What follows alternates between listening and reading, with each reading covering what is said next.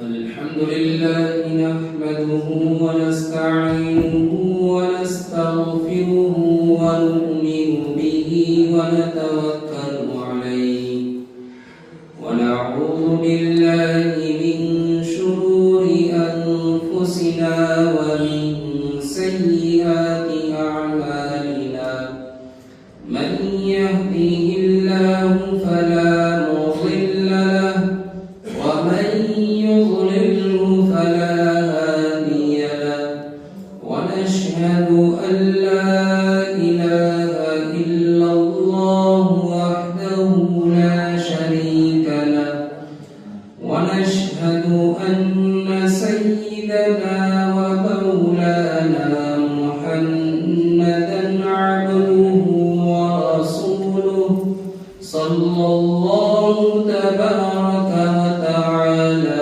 عليه وعلى آله وصحبه وبارك وسلم تسليما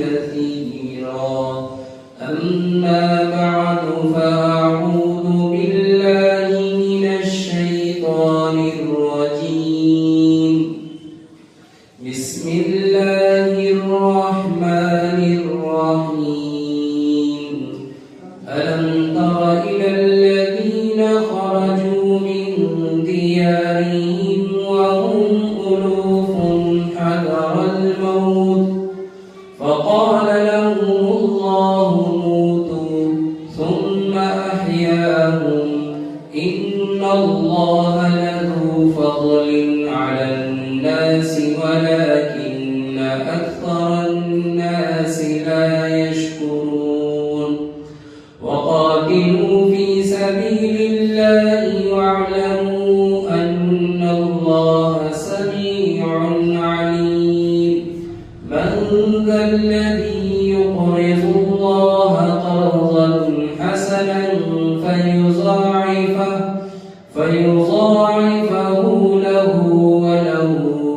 فيضاعفه له أضعافا كثيرة والله يقبض ويبسط وإليه ترجعون ألم تر إلى الملأ من بني إسرائيل من بعد موسى إذ قالوا لنبي لهم ابعث لنا ملكا نقاتل في سبيل الله قال هل عصيتم إن كتب عليكم القتال ألا تقاتلوا قالوا وما لنا ألا نقاتل في سبيل الله وقد أخرجنا من ديارنا وأبنائنا فلما كتب عليهم القتال تولوا إلا قليلا منهم والله عليم بالظالمين وقال لهم نبيهم إن الله قد بعث لكم طالوت ملكا قالوا أنى يكون له الملك علينا ونحن أحق بالملك منه ولم يؤت سعة من المال قال إن الله اصطفاه عليكم وزاده بسطة في العلم والجسم والله يؤتي ملكه من يشاء والله واسع عليم صدق الله مولانا العلي العظيم وصدق رسوله النبي الكريم ونحن على ذلك من الشاهدين والشاكرين والحمد لله رب العالمين मैं अल्लाह रब्बुल आलमीन की पनाह चाहता हूँ शैतान मरदूद के शर से। شروع کرتا ہوں اللہ تبارک و تعالی کے بابرکت نام سے جو نہایت مہربان اور بہت زیادہ رحم کرنے والے ہیں۔ کیا آپ کو معلوم نہیں ہے ان لوگوں کا واقعہ کہ جو لوگ اپنے گھروں سے نکلے موت کے خوف سے، حالانکہ وہ ہزاروں کی تعداد میں تھے، اللہ تبارک و تعالی نے ان سے فرمایا مر جاؤ، پھر اللہ نے ان کو زندہ کر دیا۔ یقیناً اللہ تبارک و تعالی لوگوں پر بہت زیادہ فضل کرنے والے ہیں، لیکن اکثر لوگ اللہ کا شکر ادا نہیں کرتے۔ اور اللہ کے راستے میں لڑو اور خوب جان لو کہ اللہ تبارک و تعالی یقیناً خوب سننے والے اور خوب جاننے والے ہیں۔ کون ہے وہ جو اللہ کو بہترین اچھے طریقے سے قرض دے، بس اللہ تبارک و تعالی اس کے لیے اس کے قرض کو دگنا کر دے اور دگنے سے بھی زیادہ۔ اور اللہ تبارک و تعالی جس کے ساتھ چاہے تنگی کا معاملہ کرتے ہیں اور جس کے لیے چاہے راہ کشادہ کرتے ہیں، اور اللہ ہی کی طرف تم سب کو لوٹ کر جانا ہے۔ کیا آپ کو بنی اسرائیل کی اس جماعت کا واقعہ نہیں معلوم جو جماعت حضرت موسیٰ علیہ السلام کے بعد تھی، جس وقت کے ان لوگوں نے اپنے نبی سے کہا کہ ہمارے لیے کوئی بادشاہ بنائے کہ جس کے ساتھ مل کر ہم اللہ کے راستے میں لڑیں۔ نبی نے فرمایا کیا یہ ممکن ہے کہ اگر تم پر لڑائی کو فرض کر دیا جائے تو تم لڑنے سے پیچھے ہٹ کے لڑو؟ ان لوگوں نے کہا ہمیں کیا ہو گیا ہے کہ ہمراہ خدا میں نہ لڑے، حالانکہ ہمیں ہمارے گھروں سے نکال دیا گیا اور ہمارے بیٹوں سے جدا کر دیا گیا۔ چنانچہ جب ان کے اوپر لڑائی کو فرض کیا گیا تو ان میں سے بہت سارے لوگ پیٹ پھیر کر بھاگ گئے، اور اللہ تبارک و تعالی ظالمین سے بخوبی واقف ہے۔ اور جس وقت کے ان کے نبی نے ان سے کہا یقیناً اللہ تبارک و تعالی نے تمہارے لیے طالوت کو بادشاہ بنا کر مبعوث کیا ہے، تو ان لوگوں نے کہا ہمارے لیے اس کی بادشاہت ہم پر کیسی، ہمارے اوپر اس کی حکومت کیسی، حالانکہ ہم اس کے مقابلے میں حکومت کے زیادہ حقدار ہیں، اور اس کو مال کے اعتبار سے کشادگی بھی نہیں دی گئی۔ بس نبی نے ان سے فرمایا یقیناً اللہ تبارک و تعالی نے ان کو تم پر منتخب کیا ہے، اور تمہارے مقابلے میں علم اور جسم کے اعتبار سے بھی وسیع فرمایا ہے، زیادہ کیا ہے۔ اللہ تبارک و تعالی جس کو چاہے سلطنت عطا کرتے ہیں، اور اللہ تبارک و تعالی خوب وسعت والے اور خوب جاننے والے ہیں۔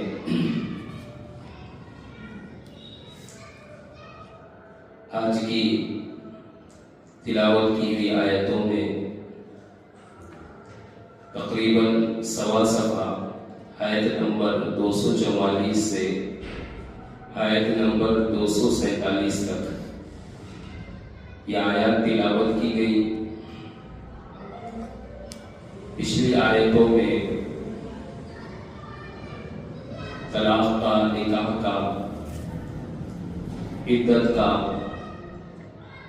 پھر درمیان میں نماز کا، ایک نماز کے خاص قسم صلاۃ الخوف کا تذکرہ ہے۔ اگر آپ کو یہ بات یاد ہو، اسی پارے میں 3-4 رکوع پہلے ایک آیت آئی تھی،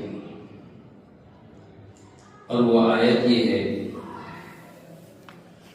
کہ نیکی صرف یہ نہیں ہے کہ مشرق اور مغرب کی طرف رخ کر کے نماز پڑھے، بلکہ نیکی یہ ہے کہ اللہ پر، آخرت کے دن پر ایمان لائے اور اپنے مال کو راہ خدا میں خرچ کرے۔ تو وہاں اس آیت کریمہ کے ذیل سے گویا کہ وہ آیت لیس البر ان تولوا وجوہکم قبل المشرق والمغرب، یہ آیت کریمہ سے جو سبق چلا تھا، دو طرح کے احکامات ہوتے ہیں۔ ایک یہ کہ نیکی کے اندر عدل و انصاف قائم کریں، اور دوسری یہ کہ عبادات کے اندر احسان کا معاملہ رکھیں۔ احسان کسے کہتے ہیں؟ پچھلے ہفتے میں نے بتایا کہ عبادات کو اللہ کی موجودگی کو سامنے سمجھ کر اس طریقے سے ادا کریں کہ اللہ تبارک و تعالیٰ کو میں دیکھ رہا ہوں، یا یہ نہیں ہو سکتا تو کم سے کم یہ سمجھے کہ اللہ مجھے دیکھ رہا ہے۔ یہ ہے درجہ احسان، اور یہ عبادات میں ہے۔ تو وہاں سے جو احکامات شروع ہوئے تھے اس آیت کریمہ سے، اس کے ذیل میں معاشرت کے احکام بیان ہوئے۔ آسانی کے لیے یوں سمجھو، اللہ نے ایسے احکامات بیان فرمائے جن کا تعلق اخلاقیات سے بھی ہے، معاشرت سے بھی ہے، تجارت سے بھی ہے، انسان کی نجی زندگی سے بھی ہے، معاشرتی زندگی سے بھی ہے۔ گویا کہ یہ جو تمام اسباق تھے اور احکام جن آیتوں میں آئے ہیں، وہ انسان کی گھریلو زندگی کو صحیح انصاف کے ساتھ قائم کرنے کے لیے آئے۔ ان آیتوں کا نچوڑ یہ ہے کہ انسان اپنی گھریلو زندگی کے اندر عدل و انصاف کا معاشرہ بنائے، عدل و انصاف کو قائم کرے۔ کمی زیادتیاں ہوتی ہیں، ان کمی زیادتیوں کو درجہ احسان کے ذریعے سے عبادت کے اندر لا کر ان کمی زیادتیوں کو دور کرے۔ یہاں تک وہی ابواب البر، نیکیوں کا سبق چل رہا تھا کہ معاشرے میں کیسے رہے اور نیکیاں کس طریقے سے بنائی جائیں اور بنتی کیسے ہیں، ان کو کیسے باقی رکھا جائے۔ یہاں تک پچھلے ہفتے تک ان تمام نیکیوں کے اسباق کا بیان ختم ہوا۔ اب درمیان میں ایک آیت کریمہ آئی تھی، اور وہاں جہاد فی سبیل اللہ کے عنوان پر میں نے تفصیلی گفتگو کی تھی۔ اب یہاں سے اسی مسئلے کو لے کر اللہ تبارک و تعالی نے دو حکم بیان فرمائے۔ ایک ہے جہاد فی سبیل اللہ، کہ راہ خدا میں اپنی جانوں کا نذرانہ پیش کرنا اور جوان مردی کے ساتھ اللہ کے دین کی سرفرازی کے لیے لڑنا۔ اگر موت مقدر ہوئی تو شہید کہا جائے گا، اور جوان مردی سے لڑتے لڑتے فتح یاب ہوا تو غازی کہلائے گا۔ اور دونوں بھی صورتوں میں راہ خدا میں لڑنے کے بڑے فضائل ہیں۔ دوسرا حکم ہے جہاد بالمال فی سبیل اللہ، یہ بھی جہاد ہی کی قسم ہے۔ جہاد کی کئی قسمیں میں نے بتایا تھا۔ جہاد بالنفس، اپنے جسم کو میدان جہاد میں اتارنا۔ جہاد بالمال، مال کو راہ خدا میں خرچ کرنا۔ جہاد بالعلم، علم کی تبلیغ میں اپنے آپ کو کھپانا۔ جہاد کی کئی قسمیں۔ پھر جہاد بالنفس کی قسمیں ہیں، اپنے نفس کے ساتھ لڑنا، نیکیوں پر باقی رہنے کے لیے لڑنا، خواہشات سے رکنے کے لیے لڑنا۔ یہ تمام تفصیلات میں نے بتائی تھی۔ تو یہاں سے انہی دو حکموں کو بیان کیا گیا۔ ایک ہے جہاد بالنفس، اپنے آپ کو اللہ کے لیے پیش کرنا، راہ خدا میں لڑنے کے لیے۔ دوسرا ہے جہاد بالمال، راہ خدا میں مال کو خرچ کرنا۔ ان دونوں حکموں پر جہاد بالنفس ہے، راہ خدا میں لڑنا، اس کے اوپر اللہ تبارک و تعالیٰ نے ایک مثال بیان فرمائی ہے بنی اسرائیل کی۔ یہ مثال آپ کو کب سمجھ میں آئے گی؟ یہ مثال اسی وقت سمجھ میں آئے گی جب ہمارے سامنے جہاد کا حقیقی تصور ہوگا، اور اسلام میں جہاد کی کیا حیثیت ہے۔ میں نے حدیث سنائی تھی، حضرت عبداللہ بن عمر رضی اللہ تعالیٰ عنہ فرماتے ہیں الجہاد ذروۃ سنام الاسلام، اسلام کی کوہان ہے جہاد۔ کوہان اونٹ کے جسم کے اندر جو ابری ہوئی ہڈی ہوتی ہے اس کی گردن کے پاس، اس کو کہتے ہیں کوہان، اور وہ اونٹ کے جسم میں سب سے زیادہ نمایاں اور ظاہر ہوتا ہے، اونٹ کی ساخت اسی سے سمجھ میں آتی ہے۔ تو جہاد کو بھی اسلام میں کوہان کہا گیا۔ تو اسلام میں اعلاء کلمۃ اللہ، دین کی سربلندی، اقامت دین کو قائم کرنے کے لیے سب سے اعلیٰ ذریعہ جہاد ہے، سب سے اعلیٰ۔ لیکن اس کا مطلب یہ نہیں ہے کہ جو آئے اس کو مرتے اور مارتے چلو، نہیں۔ جہاد کے لیے جو شرائط ہیں وہ سب سے پہلی شرط یہ ہے کہ اسلام کو اغیار کے سامنے پیش کیا جائے۔ اگر وہ اس کو قبول کر لیتے ہیں تو بہت اچھی بات ہے، قبول نہیں کرتے، خاموشی اختیار کرتے تب بھی ان سے لڑا نہیں جائے گا۔ قبول نہیں کرتے لیکن اسلام کے خلاف سازشیں، پروپیگنڈے، منصوبے، بغاوتیں، یہ ساری چیزیں اگر کرتے ہیں اور ساتھ میں اسلام کو نقصان پہنچانے کی کوشش کرتے ہیں تو انہیں اختیار کیا جائے گا کہ یا تو اسلام کو قبول کریں یا پھر ہمارے ساتھ میدان کے اندر زور آزمائی کریں۔ جو سرکش ہیں، ضدی اور ہٹ ڈرم ہیں، ان کے لیے جہاد ہے۔ اور کئی مثالیں میں نے ایسی بتائی تھی اس وقت کہ حضرت عمر فاروق کے زمانے میں اور ان کے زمانے کی خلافت میں کئی سلطنتیں اسلام کے تحت میں آ گئی تھی، لیکن ان سلطنتوں کے اندر غیر مسلم باشندے بھی رہا کرتے تھے، لیکن کبھی ان سے لڑا نہیں گیا۔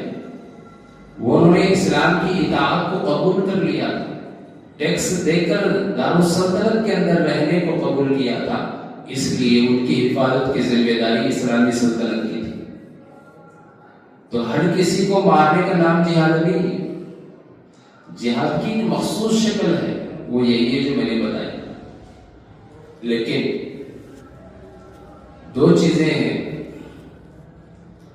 ان دو چیزوں کے ترک سے، ان کو چھوڑنے سے امت مسلمہ پر ذلت اور رسوائی آ گھیری ہے۔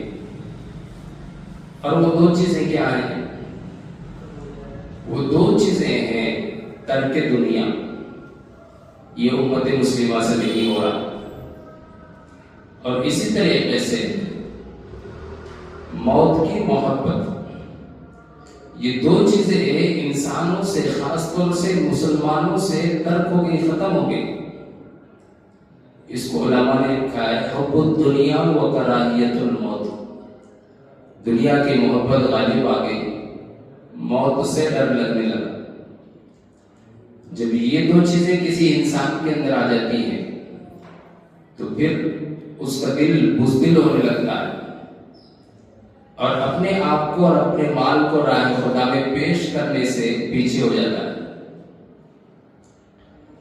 ابو جعفر منصور ایک خلیفہ بادشاہ تھے، اسلامی سلطنت کے خلیفہ بھی تھے، بادشاہ بھی تھے، عمومی بادشاہ تھے۔ یہ کہ اللہ والے سے ملنے گئے تو ان اللہ والوں سے ابو منصور نے کہا کیا بات ہے کہ مجھے جو ہے موت کا ڈر لگنے لگتا ہے، جب کسی میت کو، جنازے کو، کسی کے انتقال کی خبر کو سنتا اور دیکھتا ہوں تو دل کی کیفیت بگڑنے لگتی ہے، دل لرزنے لگتا ہے اور جسم کے اندر تھر تھری آتی ہے۔ تو میرے اندر یہ جو موت کا خوف ہے، اس سے میں جو ڈر رہا ہوں، اس کی کیا وجہ ہے؟ تو اس اللہ والوں نے بڑا زبردست جواب دیا اور یہ کہا، اس پہ ایک مثال سے سمجھنا ہے کہ اگر کوئی آدمی جنگل کا رہنے والا ہے، اگر وہ شہر کو آ جائے اور زندگی شہر کے اندر بسر کرنے لگے، پھر شہر میں بسر کرتے کرتے لمبا عرصہ اس کو ہو گیا ہو، شہر کی فضا، یہاں کے ماحول اور موسم سے اس کا مزاج بن گیا ہو، اگر اس کو دوبارہ پھر جنگل کی طرف بھیجیں گے تو بتاؤ اس کے جنگل کی دنیا آباد جیسے پہلے تھی اب ایسے رہ سکے گا جنگل کے اندر، یا وہاں سے بھاگ کر آئے گا؟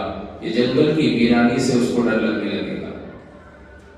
بادشاہ نے کہا کہ جو شہر کے اندر رہ رہا ہو اسے اگر ویران جنگل میں بھیجیں گے تو ویرانے سے اس کو خوف ہوگا، ڈرنے لگنے لگے گا۔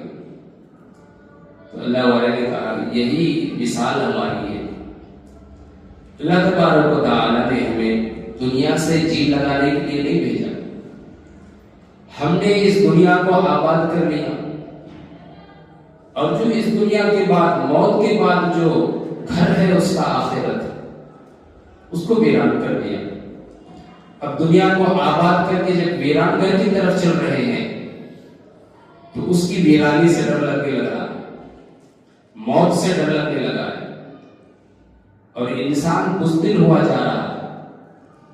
کتنی اہم بات بتائیں، اللہ والوں نے اسی کو مثال سے بیان فرمایا، اور مثال کی کشتی کی، کشتی کے چلانے کا سبب پانی ہے، پانی ہے تو کشتی اس پر چلتی ہے۔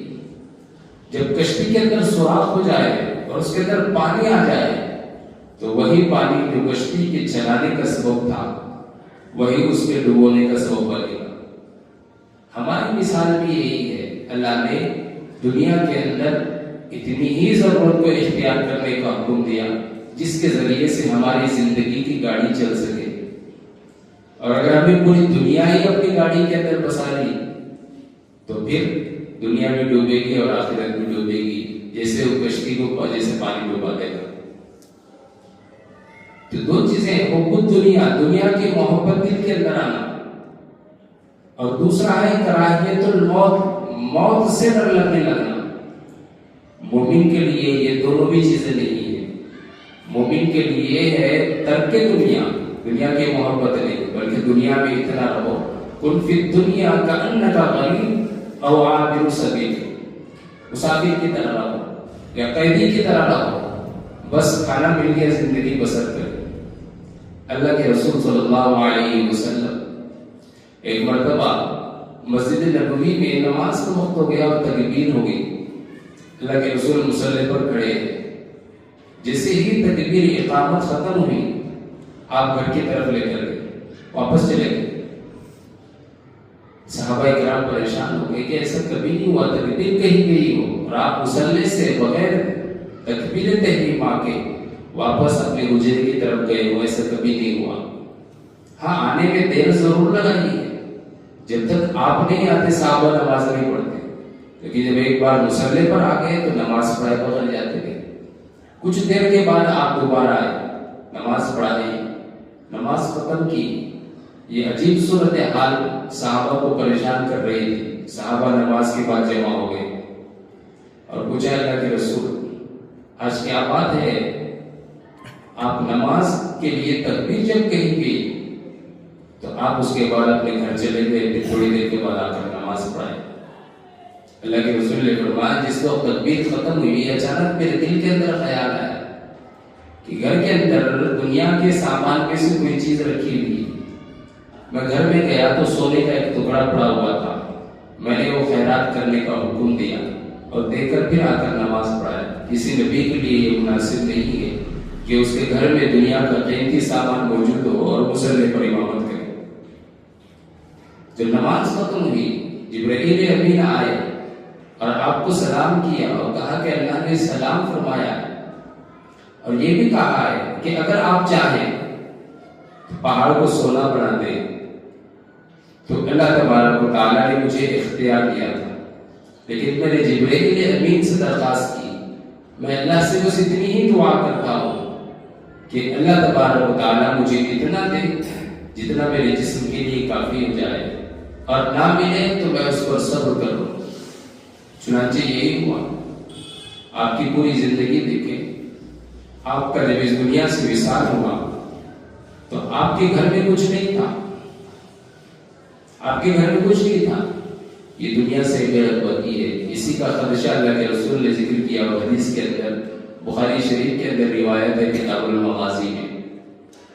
اور کیا کہا آپ نے کہ میں تم پر میرے جانے کے بعد اس دنیا سے شرک کا، کفر کا خدشہ نہیں کرتا، مجھے اس بات کا خوف نہیں ہے، لیکن اس بات کا ولکنی اخاف کہ بسطت علیکم الدنیا کما بسط قبلکم، کہ تم پر دنیا پھیلائی جائے اور دنیا سے تم کو رغبت ہو جائے، جیسے کہ تم سے پہلے کے لوگوں کو جو ہے دنیا سے رغبت پیدا ہوئی، فہلکوا، پھر وہ ہلاک ہو گئے، یا فاہلکوا، وہ ہلاک کر دیے۔ دنیا سے بے رغبتی یہ اصل چیز ہے، یہی انسان کی منزل غنا، یعنی استغنا جو انسان کے اندر آتا ہے، اسی کی یہ پہلی کڑی ہے۔ تو دنیا سے بے رغبتی پیدا ہو، اور موت سے انسان گھبرائے نہیں۔ ہر ایک انسان، موت و حیات زندگی کا لازمی حصہ ہر ایک کے لیے ہے۔ اجل یہ بھی ضروری ہے، موت بھی ضروری ہے، زندگی بھی ضروری ہے، دونوں انسان کے لیے اس کو ہمیشہ لاحق ہونے والے ہیں۔ کسی انسان کو موت سے بھی فرار نہیں ہے اور کسی انسان کو اس کی زندگی سے بھی فرار نہیں ہے، دونوں چیزیں ہیں۔ جب زندگی بھی طے ہے، موت بھی طے ہے، تو پھر موت چاہے میدان جہاد میں آئے، چاہے گھر کے کونے میں آئے، چاہے مسجد کی دیواروں میں آئے، چاہے خانہ کعبہ میں آئے، اللہ نے یہی سمجھایا کہ موت سے کسی کو مفر نہیں ہے۔ اینما کنتم، تم جہاں کہیں بھی ہو، یدرککم الموت، موت تمہیں پہنچے گی۔ ولو کنتم فی بروج مشیدہ، اگرچہ تم کتنے مضبوط ستونوں والے محلوں کے اندر کیوں نہ ہو، موت تو آنی آئے گی۔ ہر انسان کو موت آنی ہے۔ اگر موت سے انسان کو مفر نہیں ہوتا، بادشاہ یہ سوچنے لگے کہ میری سلطنت، میری طاقت، میری قوت، میرے سپاہی مجھے موت سے بچائیں گے، تو یہ اس کی جو ہے سب سے بڑی بھول اور غلط فہمی ہے۔ اگر ایسا ہوتا تو جس وقت حضرت موسیٰ علیہ السلام 70,000 سے زیادہ بنی اسرائیل کو لے کر مصر سے بھاگے تھے، اور فرعون کے لشکر ان کا پیچھا کرتا ہوا جب آیا تھا دریائے قلزم کے پاس، بعض روایات میں 70,000 ہے، بعض روایات میں 2 لاکھ بھی ہے، تو پوری بنی اسرائیل کی پلٹن کو لے کر حضرت موسیٰ نکلے تھے مصر سے۔ جس وقت حضرت موسیٰ نکلے تھے مصر سے اور سامنے دریا کھڑا تھا، جانے کی کوئی جو ہے سبیل اور ترتیب نہیں تھی، اور پیچھے سے فرعون کا لشکر آ رہا تھا، لاکھوں لوگوں کا لشکر۔ فرعون جو ہے تیز رفتاری کے ساتھ آ رہا تھا، اور بنی اسرائیل فرعون کے لشکر کو دیکھ کر گھبرانے لگی تھی، اور یہ سوال کرنے لگی حضرت موسیٰ سے، موسیٰ کہاں لا کے پھنسا دیا تم نے؟ سامنے دریا ہے، ادھر بھی مرنا ہے، پیچھے سے فرعون کا لشکر ہے، وہیں سے بھی موت آ رہی ہے۔ دیکھو غور کرو یہاں پر، اس نقطے پر، یہاں جس وقت بنی اسرائیل اور حضرت موسیٰ کھڑے ہیں، اپنی عاجزی، اپنی فقیری، اپنی کمزوری، اپنے ضعف اور طاقت کے اعتبار سے بالکل فقیر، کمزوری کے انتہائی درجے پر تھے کہ موت دونوں طرف سے کھڑی، کوئی ساز و سامان نہیں زندگی کے بچانے کا، اور جس وقت فرعون لشکر کے ساتھ آ رہا ہے وہ اپنی طاقت کے انتہائی عروج پر تھا،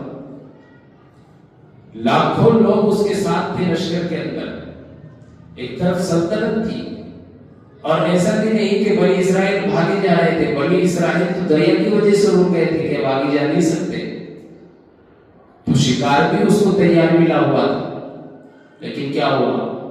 جو موسیٰ کمزوری کے انتہائی درجے پر تھا کہ سوائے موت کے کوئی چارہ نہیں تھا، اللہ نے اپنی کرامت اور معجزے سے حضرت موسیٰ اور بنی اسرائیلیوں کو بچایا موت کے منہ سے۔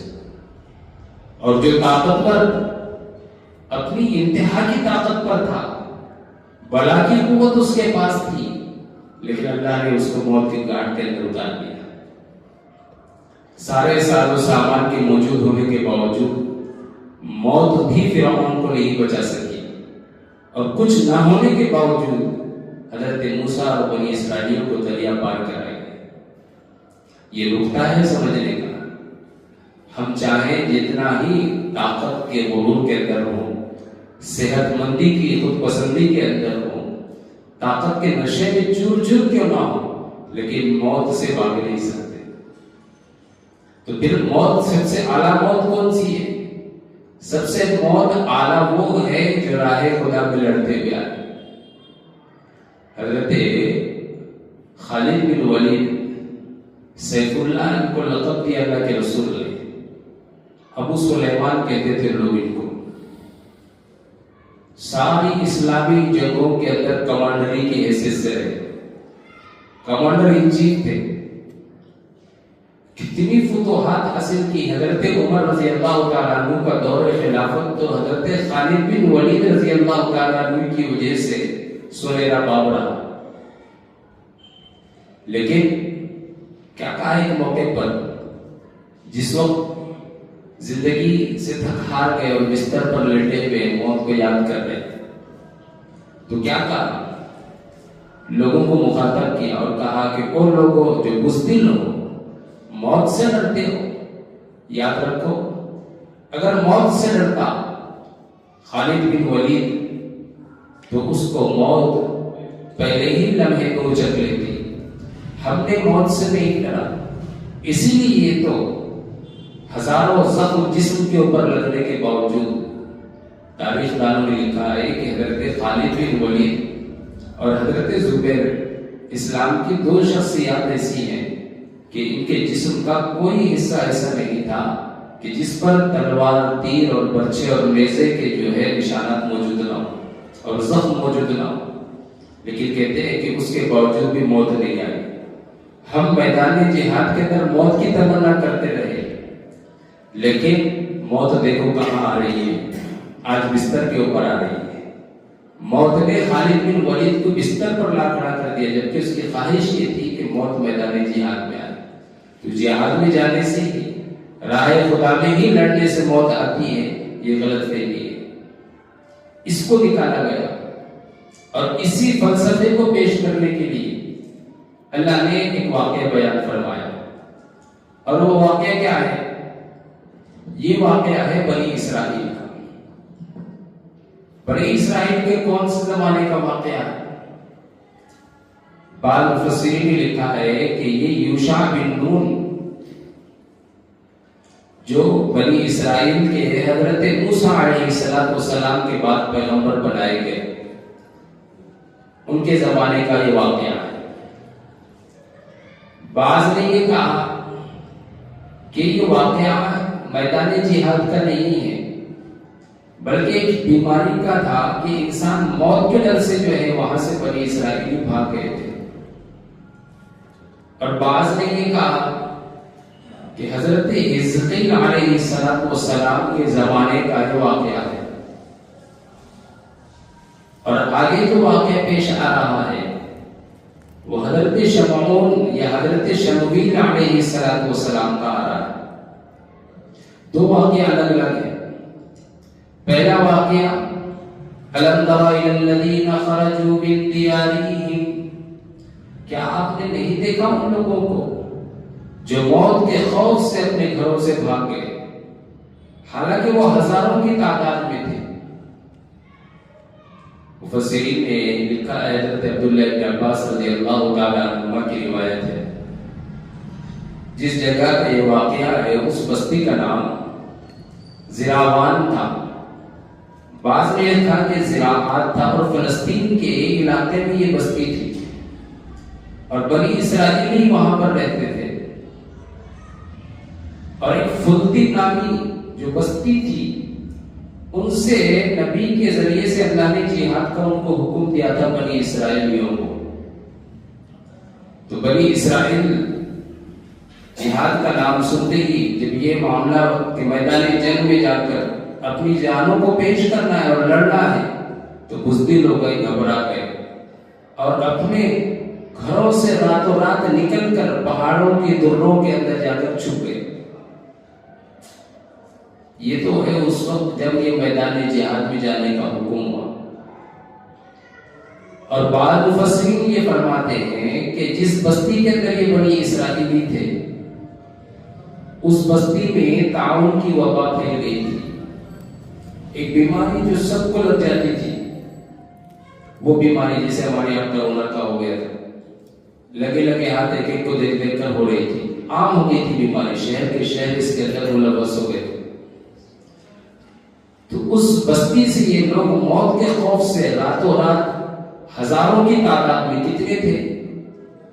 حضرت عبداللہ ابن عباس فرماتے ہیں کہ وہ 4000 تھے، بعض مفسرین نے لکھا ہے کہ 9000 تھے، بعض نے لکھا ہے 20000، بعض نے لکھا ہے 70000، بہرحال ہزاروں کی تعداد میں تھے۔ راتوں رات موت کے خوف سے، بیماری کے پھیلنے کے خدشے سے بستی سے نکل گئے اور پہاڑ کی وادی میں جا کر کہ یہاں کی فضا ہمارے لیے بہتر ہے، صحت مندی رہے گی، وہاں جا کر خیمہ ڈال کر بیٹھ گئے۔ اللہ تبارک و تعالیٰ کو چاہے میدان جنگ سے منہ موڑنا ہو یا چاہے واقعہ تعاون کا ہو، اس سے بھاگنا ہو، اللہ کو یہ پسند نہیں آئے۔ اللہ نے خود کا حکم دیا، منہ تو مر جاؤ۔ بعض روایات میں لکھا ہے کہ اللہ نے 2 فرشتوں کو ان 2 پہاڑوں کے دروں پر کھڑے کیا اور کہا کہ چیخو۔ فرشتوں نے چیخنے کی آواز لگائی، جس کی وجہ سے وہ سارے کے سارے مر گئے، ہزاروں کی تعداد میں۔ کچھ عرصہ گزرا، 1 ہفتہ گزرا، بعض روایت میں ہے کہ اتنا لمبا عرصہ گزرا کہ ان کی ہڈیاں نظر آ رہی تھی، صرف کنکال، گوشت کو سب ختم ہو گئے تھے۔ ہزاروں بنی اسرائیلی میدان کے اندر پڑ گئے تھے، وہیں کا وہیں موت تاری ہو گئی ان کے اوپر۔ تو اللہ کے نبی حضرت حزقیل علیہ السلام کبھی کبھی ان پہاڑوں کے اندر عبادت کرنے کے لیے آتے تھے۔ جب انہوں نے دیکھا کہ یہاں ہزاروں کنکال اور لاشیں پڑی ہوئی ہیں، تو انہیں سبب معلوم نہیں تھا کہ کیوں مر گئے۔ انہوں نے اللہ سے دعا کی کہ اللہ اتنی لاشیں، نہ جانے کس بستی کے یہ لوگ تھے، تو ان بچوں کا اور عورتوں کا کیا ہوگا؟ اللہ ان کے لیے میری دعا کو قبول فرما، ان کو دوبارہ زندہ فرما۔ اللہ کے محبوب پیغمبر کی دعا پر اللہ نے ان کو دوبارہ زندہ کر دیا، ثم احیاہم، اللہ نے پھر ان کو زندہ کر دیا۔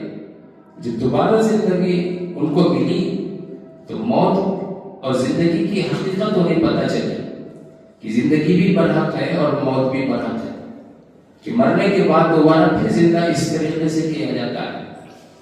امام ابو بکر جساس رحمۃ اللہ علیہ، جنہوں نے تفسیر قرطبی لکھی ہے، وہ کہتے ہیں کہ یہ واقعہ ان آیات کے اندر جو ہے، یہ آیت کریمہ دلیل ہے اس بات کے اوپر کہ انسان کو عالم برزخ سے سامنا کرنا پڑتا ہے، اور عالم برزخ سے ہمیں انسان کو گزرنا پڑے گا۔ یہی آیت کریمہ قبر کے احوال پر دلیل ہے، یہی آیت کریمہ انسان کے مرنے کے بعد میدان محشر میں دوبارہ اٹھنے پر دلیل ہے، یہی آیت کریمہ۔ اور اس طرح کا ایک واقعہ نہیں، اللہ نے بطور معجزے کے اور اپنی قدرت کے اوپر دلیل کو قائم کرنے کے لیے ایسے کئی واقعات قرآن کریم میں بیان فرمائے۔ ایک واقعہ خود بنی اسرائیل کا تھا کہ چچا بھتیجے نے لڑائی کی تو ایک مر گیا، بنی اسرائیل کو حکم ہوا کہ گائے ذبح کرے اور جو ہے اس کے گوشت کو جو ہے جس نے جو مقتول ہوا ہے اس کے حصے کو لگائے، وہ زندہ اٹھے گا اور اپنے قاتل کا نام بتائے گا۔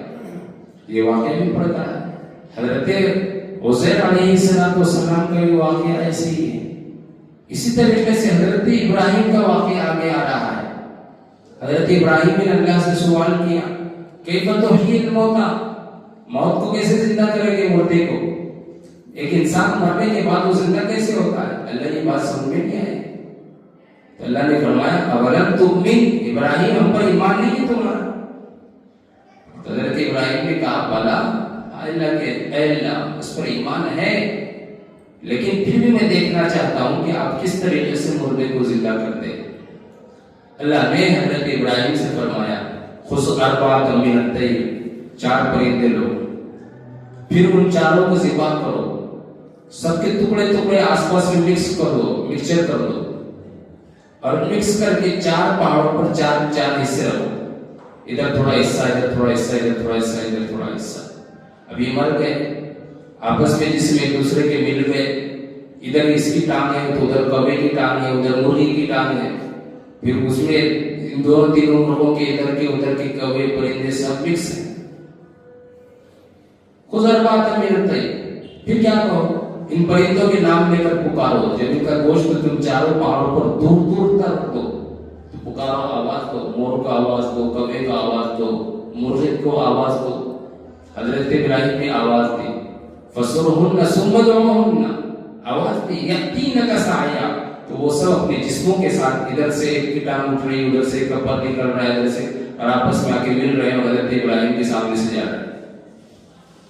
اللہ نے یہ کیفیتیں لوگوں کو یاد دلانے کے لیے اور عبرت اور نصیحت کے لیے بیان فرمائی ہے کہ موت ہر ایک کو آنی ہے اور موت کے بعد دوبارہ سب کو زندہ ہونا ہے، اس سے تو کوئی انسان بھاگ نہیں سکتا۔ تو آج موت سے خوف کرنے کی کیا ضرورت ہے؟ یہ پہلا حکم، أَلَمْ تَرَ إِلَى الَّذِينَ خَرَجُوا مِن دِيَارِهِمْ وَهُمْ أُلُوفٌ حَذَرَ الْمَوْتِ، کیا آپ کو نہیں معلوم کہ وہ لوگ جن کا واقعہ کہ وہ اپنے گھروں سے نکلے اس حال میں کہ وہ ہزاروں کی تعداد میں تھے، کیوں نکلے؟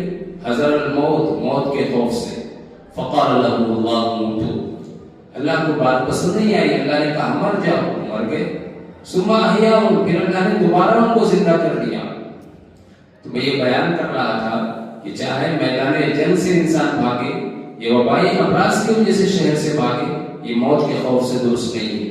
حضرت عمر رضی اللہ تعالیٰ عنہ کے زمانے کی خلافت میں حضرت عمر رضی اللہ تعالیٰ عنہ شام کی کسی علاقے میں جا رہے تھے اپنے وقت کے ساتھ، تو وقت کے جانے سے پہلے ہی باہر سے معلوم ہوا کہ جس شہر میں ہم جا رہے ہیں وہاں پر طاعون کی وبا پھیلی ہوئی ہے، کہ وبائی مرض پھیلا ہوا ہے۔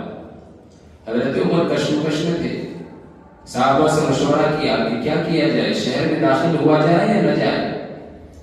تو اس وقت حضرت عبدالرحمن بن عوف آپ کے ساتھ تھے، تو انہوں نے کہا مجھے اچھی طریقے سے یاد ہے اللہ کے رسول صلی اللہ علیہ وسلم نے ارشاد فرمایا تھا کہ خبردار جب کسی بستی کے اندر وبائی کوئی مرض پھیل رہا ہو اور لوگوں کی اس سے موتیں واقع ہو رہی ہوں، تو جو اس بستی کے اندر مقیم ہے وہ موت کے خوف سے بستی سے باہر نہ نکلے، اور جو بستی کے اندر نہیں ہے، جو باہر کسی دوسری بستی میں اور وہاں پر جو ہے یہ وبائی مرض نہیں ہے، تو اس کو اجازت نہیں ہے کہ جس بستی میں وبائی مرض پھیلائے اس میں داخل ہو، نہ اندر سے باہر کوئی جائے نہ باہر سے اندر کوئی آئے۔ حضرت عمر نے فرمایا الحمدللہ، اللہ تیرا شکر ہے تجھے صحیح موقع پر جو ہے یہ فیصلہ سنایا۔ تو یہ کیوں؟ یہ اسباب کے تحت میں کہ خدا نہ خواستہ تم شہر کے اندر چلے جاؤ اور مرض تمہیں لگ جائے اور پھر جو ہے بیماریوں میں اضافے کا سبب تمہاری وجہ سے بنے، اس لیے یہ احتیاط کے درجے میں ہے، ورنہ تو عام ضابطہ یہی ہے کہ تم جہاں کہیں بھی رہو گے موت اسی حالت میں آئے گی، وہ ضابطہ یہی ہے سر۔ تو بہرحال ان اللہ لذو فضل علی الناس، اللہ نے یہ فضل والا معاملہ فرمایا ان پر، ولکن اکثر الناس لا یشکرون۔ پھر یہ حکم، یہ واقعہ سنانے کے بعد اللہ نے وہ جہاد فی سبیل اللہ کا حکم فرمایا، وقاتلوا فی سبیل اللہ۔ بزدل بن کر گھر کے اندر بیٹھنے سے کچھ نہیں ہوگا، راہ خدا میں لڑنا پڑے گا۔ وَاعْلَمُوا أَنَّ اللَّهَ سَمِيعٌ عَلِيمٌ، اور جان لو کہ اللہ تبارک و تعالی خوب سننے والے اور جاننے والے۔ یہ تو تھا جہاد بالنفس۔ اب اس کے تحت میں جہاد بالمال کا بھی حکم ہے۔ جہاد بالمال کسے کہتے ہیں؟ کبھی کبھی ایسا ہوتا ہے کہ انسان خود اپنے ہاتھ اور پیر سے چل کر میدان میں جا نہیں سکتا، کوئی بیماری ہے، عذر ہے، یا کچھ معاملات ایسے ہیں کہ جن کی وجہ سے وہ شرکت نہیں کر سکتا، جیسے حضرت عثمان جنگ بدر میں شریک ہوئے بھی، آپ کی صاحبزادی حضرت رقیہ جو آپ کی نکاح میں تھی، بیمار تھی، اللہ کے رسول نے خود کہا تھا کہ عثمان تم رقیہ کی عیادت کرو، وہ جان نہیں سکتے تھے۔ پھر کچھ صحابی جیسے حضرت عبداللہ ابن ام مکتوم تھے، نابینا تھے، اللہ کے رسول نے انہیں روک دیا تھا کہ تم مدینہ کے اندر نیابت کرو، یہاں امام بن کر کرو۔ تو یہ جو لوگ تھے عذر کی بنیاد پر جان نہیں سکتے تھے۔ مثال کے طور پر چاہے جسمانی عذر ہو یا کوئی اور عذر ہو، تو اس کا مطلب یہ نہیں کہ جب جان سے پیچھے ہٹ گئے تو مال سے بھی پیچھے ہٹ جاؤ۔ جان نہیں سکتے تو کم سے کم راہ خدا میں مال کو خرچ کرو۔ راہ خدا میں مال خرچ کرنے کی اتنی فضیلت ہے، اللہ کے یہاں دو طریقے کے ضابطے ہیں۔ ایک ہے ادنا ضابطہ، قرآن کریم میں بیان فرمایا اللہ نے، من جاء بالحسنۃ فلہ عشر امثالها، جو 1 روپیہ خرچ کرے گا، 1 درہم خرچ کرے گا، اس کے بدلے میں اللہ اس کو 10 درہم کا ثواب دیں گے۔ یہ ہے سب سے ادنا درجہ۔ یہ کب ہے؟ جب عام حالتوں کے اندر آپ خرچ کریں گے۔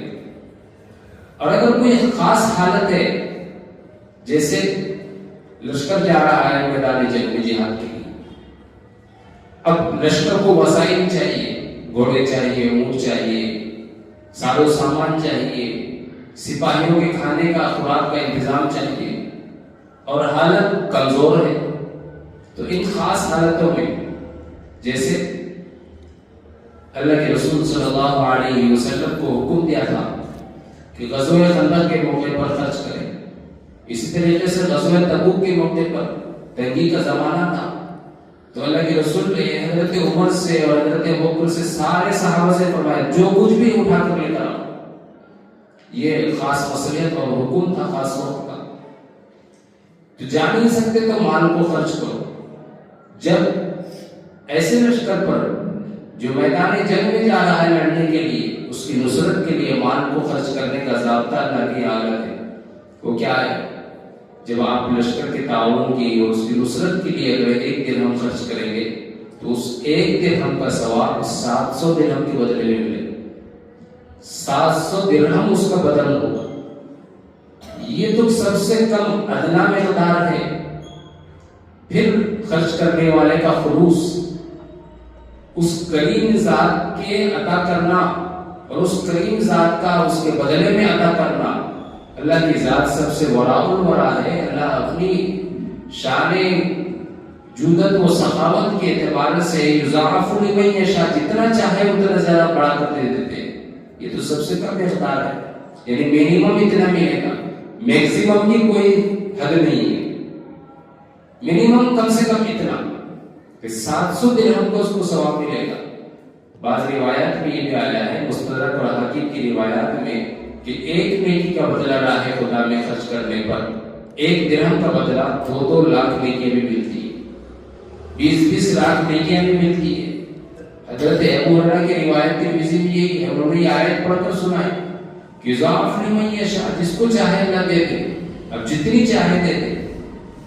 اللہ نے اسی ضابطے کو سورہ بقرہ میں آگے چل کر سنایا، سمجھایا، مثل الذین ينفقون اموالهم فی سبیل اللہ، جو لوگ اپنا مال راہ خدا میں خرچ کرتے ہیں اس کی مثال کمثل حبۃ، ایک دانہ ہے، آپ نے زمین کے اندر اس کو بیج دیا، زمین کو بیج کے اندر جو بیج کو زمین کے اندر ڈالا، کھیتی نرم تھی، اس کے اندر جو ہے آپ نے بویا، کیا ہوا؟ پھر اس دانے کے ذریعے سے ایک درخت نکلا، اس کی 7 بالیں ہوئی، کمثل حبۃ انبتت 7 سنابل، 7 بالیاں اس سے اگی، فی کل سنبلۃ مئۃ حبۃ، اور ہر بالی کے اندر 100 دانے، تو 7 بالیاں کتنی ہوئی؟ 700۔ تو 1 دانہ یعنی 1 درہم، اس کا ثواب 700 درہم۔ اس کو سمجھایا اللہ نے، آگے چل کر آیت کریمہ آ رہی ہے 3 پارے کے اندر قریب۔ تو راہ خدا میں خرچ کرنے کی بڑی فضیلت ہے۔ کیا لوگ تھے صحابہ اکرام رضی اللہ تعالیٰ عنہم اجمعین کی وسعت ظرفی کہ گھر میں فاقے اور لانے پڑے ہوئے کھانے کے، لیکن مال آیا تو اس کو خرچ کر دیتے تھے۔ حضرت عائشہ رضی اللہ تعالیٰ عنہ کے پاس 30 درہم ہدیہ کسی نے گفٹ دے دی۔ اب وہ اس کو تقسیم کرنے بیٹھ گئی، صبح سے تقسیم کرتی رہی، عصر کی اذان ہو گئی تو تب جا کر 30,000 درہم 30,000 چاندی کے سکے وہ ختم ہو گئے۔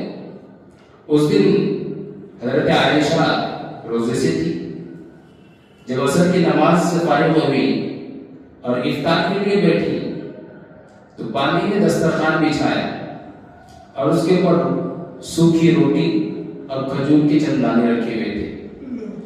تو بانی نے ادب سے کہا کیا اچھا ہوتا کہ آپ 1 یا 2 درہم اس میں سے مجھے دے دیتے، میں بازار سے گوشت وغیرہ لے کر آتی اور آپ کے لیے سالن بنا دیتی۔ حضرت عائشہ نے کہا تم نے مجھے یاد کیوں نہیں دلایا؟ اگر تم مجھے یاد دلا دیتی تو میں تمہیں دے دیتی۔ کیا ظرف اور کیا دل تھا ان کا کہ معلوم ہے گھر کے اندر کچھ بھی نہیں ہے، 1 درہم 2 درہم بھی اپنے لیے نہیں رکھا، سارا کا سارا راہ خدا میں لٹا دیا، کہ اپنے گھر میں بھوکا اور سوکھا مسئلہ رکھا ہوا ہے اور ان کو پتہ بھی نہیں اس کا کہ ہمارے گھر کے حالات یہ چل رہے ہیں۔ حضرت فاطمہ رضی اللہ تعالیٰ عنہ فرماتی ہیں میں اللہ کی قسم کھا کر کہتی ہوں کہ آپ رحمت للعالمین تھے، وہ سارے دونوں جہانوں کے بادشاہ تھے آپ اور ہیں بھی، لیکن اس کے باوجود بھی 3 دن آپ کے گھر میں نہ چولہا جلتا، نہ 3 دن آپ کے گھر میں کوئی سالن پکتا۔ آپ کی یہ جو نرالی شان تھی کہ آپ فقیر ہو کر بھی بادشاہ تھے، یہی چیز سب سے اصل ہے۔ اسی لیے اللہ نے فرمایا کہ راہ خدا میں خرچ کرو۔ اب یہاں پر راہ خدا میں خرچ کرنے کی تعبیر ذرا آیت کریمہ میں الگ ہے۔ کیا ہے؟ من ذا الذی یقرض اللہ قرضا حسنا، کون ہے وہ جو اللہ کو بہترین اچھے طریقے پر قرض دے؟ اللہ کو قرض دینے کا کیا مطلب ہے؟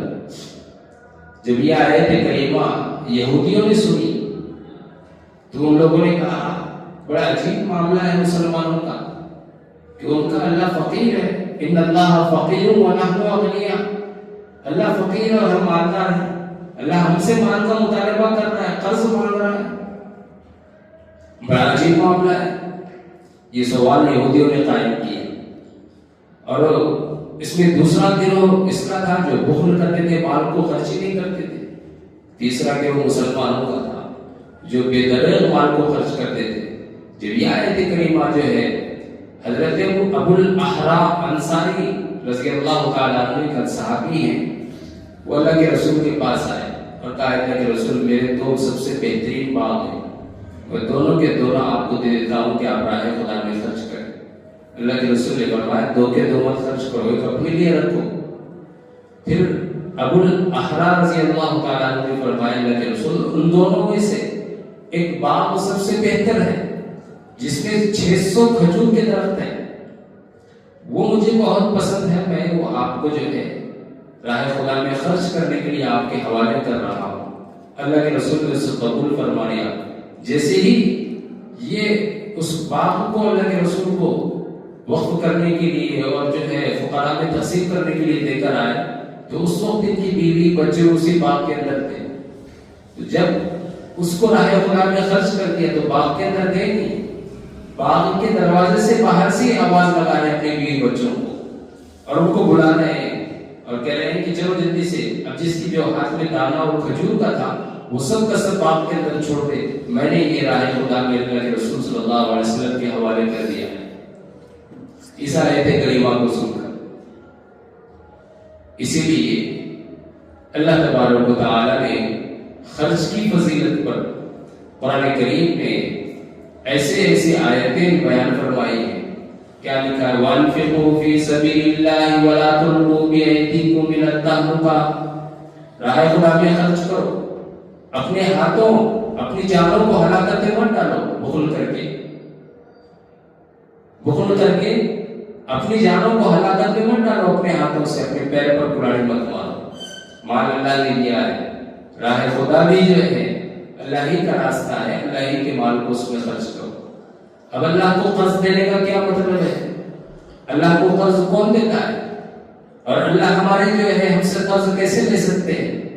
اس آیت کریمہ کو اگر سمجھنا ہے تو حدیث قدسی آپ نے بارہا سنی ہوگی.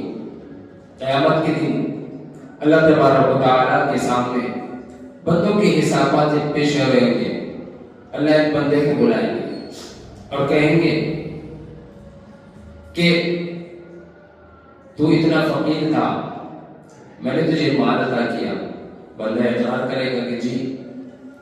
اللہ تبارک و تعالیٰ کہتے ہیں جب تیرے پاس سب کچھ تھا تو پھر جس وقت میں بیمار ہوا تو نے میری عادت کیوں نہیں کی؟ میں بھوکا تھا تو نے کھانا کیوں نہیں کھلایا؟ بندہ تعجب سے اللہ کو دیکھے گا اور کہے گا اے اللہ، آپ بیمار ہیں، آپ بھوکے ہو سکتے؟ اللہ نے فرمایا کہ ہاں کیوں نہیں ہو سکتا، میرا فلاں ایک بندہ بستی کے اندر بیمار تھا، اگر تو اس کی عیادت کرنے جاتا تو مجھ کو اس کے پاس پاتا. فلاں جو ہے فقیر بھوک سے مر رہا تھا، فلاں شخص تیرا پڑوسی تھا بھوک سے مر رہا تھا، تو نے اس کو کھانا نہیں کھلایا، اگر کھلاتا تو اس کے پاس مجھے پاتا. تو یہ تو اس کے پاس پاتا. اللہ بھوکے ہے مطلب کہ اللہ کے بندوں کو کھلاؤ، اللہ بیمار ہے مطلب اللہ کے بندوں کی عیادت کرو. تو اللہ کو قرض دینے کا مطلب راہ خدا میں اس کو خرچ کرو. جو مستحق ہیں، فقیر ہیں، قریب ہیں، ان کے اندر مال کو جو ہے تقسیم کرو. یہ ہے راہ خدا میں خرچ کرنے کا مطلب. مساکین کو دو، فقراء کو دو، مجاہدین پر خرچ کرو، نیکی کا جو بھی راستہ ہے اس میں خرچ کرو. فَيُضَاعِفَهُ لَهُ أَضْعَافًا كَثِيرًا. تو کیا ہوگا؟ اللہ تبارک و تعالیٰ اس کو دو چند گنا کر دے گے. کتنا گنا کریں گے؟ اللہ کے یہاں رحمت کی کمی نہیں، اللہ کے خزانے میں کسی چیز کی کمی نہیں. اللہ کتنا بھی دے سکتے ہیں. وَاللَّهُ يُضَاعِفُ لِمَن يَشَاءُ.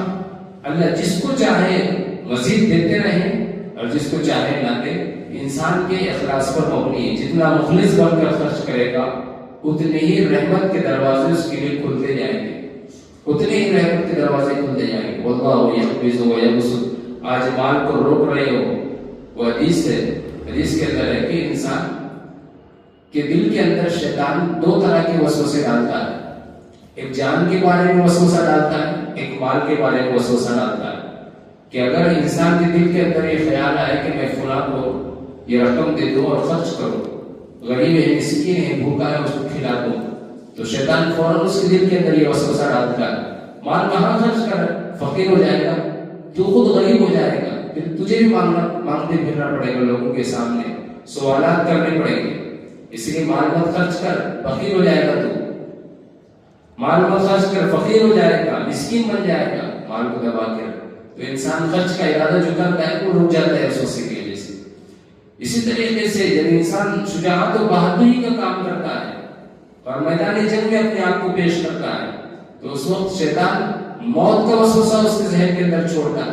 میدان جنگ میں جائے گا تو مر جائے گا، تیرے پاس تیرے بچوں کا، بیوی کا کیا ہوگا، تیری پراپرٹی کا کیا ہوگا، تیری جو ہے بادشاہت کا کیا ہوگا، تیری امارت کا کیا ہوگا، تیری جو ہے سلطنت کا کیا ہوگا، حکومت کا کیا ہوگا. یہ سب وسوسے شیطان اس کے دل میں ڈالتا ہے تو انسان پہ جانے سے رک جاتا ہے. یہ دو وسوسے ہیں جو انسان کو بزدل بناتے ہیں. واللہ یقبض ویبسط. آج مال کو پیش کرنے سے گھبرا رہے ہو؟ اللہ کا معاملہ یہ ہے کہ سارے خزانے وَلِلَّهِ خَزَائِنُ السَّمَاوَاتِ وَالْأَرْضِ. سارے خزانے اللہ کے ہیں. اللہ جب چاہے کسی کو اوپر تنگی کر دے، جب چاہے کسی کو وسعت کے ساتھ مال دے دے. اللہ کو کوئی روکنے ٹوکنے والا نہیں. وَإِلَيْهِ تُرْجَعُونَ. اور اسی کی طرف لوٹ کر جانا ہے، جب اللہ کی طرف جانا ہے، موت کے بعد اللہ سے ملاقات ہونی ہے. تو پھر آج مال کو رائے خدا میں پیش کرنے سے کیوں گھبرا رہے ہو؟ جب اللہ کے سامنے جاؤ گے تو کس منہ سے جاؤ گے اور کیا کہو گے؟ جب اللہ نے کہا، یہ اللہ نے فرمایا کہ میں نے تجھے مال دیا تھا، کہاں خرچ کیا بتا، اس کو کیا منہ دکھاؤ گے؟ جب ہر ایک کو پیش اللہ کے سامنے ہونا ہے تو مال خرچ کر کے پیش ہو، نہ خرچ کر کے افسوس کے ساتھ پیش نہ ہو. وَإِلَيْهِ تُرْجَعُونَ. اور اسی کی طرف لوٹائے جاؤ گے. ان دو آیتوں پر ہی وقت مکمل ہو گیا. انشاءاللہ پھر آگے جو دوسرا واقعہ ہے کہ جہاد فی سبیل اللہ سے متعلق بنی اسرائیل کس طریقے سے گھبرا رہے تھے، اللہ نے اس کو مثال سے واضح کیا اور آگے 2 صفحات کے اندر مکمل اسی کا واقعہ ہے جو اس کے بعد جو ہے دوسرا پارہ مکمل ہونے پر ہے۔ اللہ تبارک و تعالیٰ سے دعا ہے کہ اللہ رب العالمین ہم تمام کو قرآن و سنت کے موافق زندگی گزارنے کی توفیق عطا فرمائے۔ آمین وآخر دعوانا الحمدللہ رب العالمین۔ یا رب صلی وسلم دائما ابدا علی حبیبک خیر الخلق کلہم۔ اللهم لك الحمد كله ولك الشكر كله، اللهم اعنا على ذكرك وشكرك وحسن عبادتك، ربنا آتنا في الدنيا حسنة وفي الآخرة حسنة وقنا عذاب النار۔ اے اللہ ہمارے گناہوں کو معاف فرما، خطاؤں سے درگزر فرما، سیئات کو حسنات سے مبدل فرما، مولا کریم رحم کا، کرم کا، عافیت کا درگزر کا معاملہ فرما۔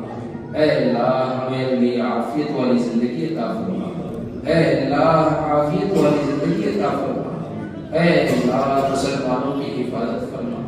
عالم اسلام میں جہاں کئی مسلمانوں پر ظلم اٹھایا جا رہا ہے، ستایا جا رہا ہے، پریشان کیا جا رہا ہے، اے اللہ تمام مظلومین کی مدد فرما، ان کی حفاظت فرما، خاص طور سے فلسطین کے مسلمانوں کی حفاظت فرما، بچوں کی، بوڑھوں کی، جوانوں کی، عورتوں کی، سب کی حفاظت فرما۔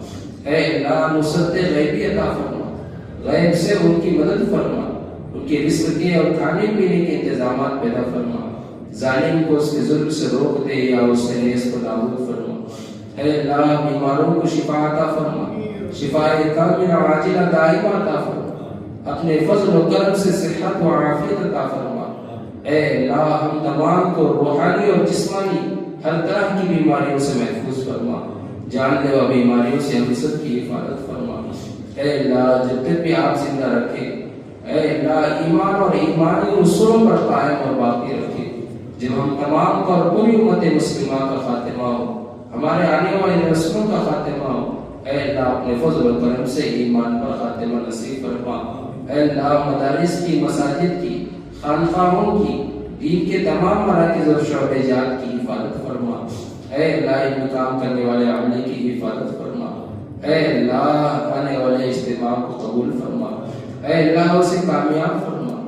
اے اللہ اس کے ذریعے سے مسلمانوں کی زندگیوں میں اے اللہ ایمان اور ایمان کے تمام جو ہے ابواب کو اور دروازوں کو کھول دے۔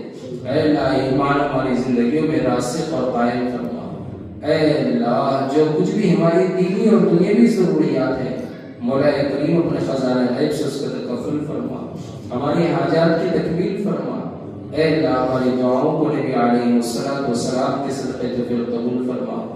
وصلی اللہ علی النبی الکریم برحمتک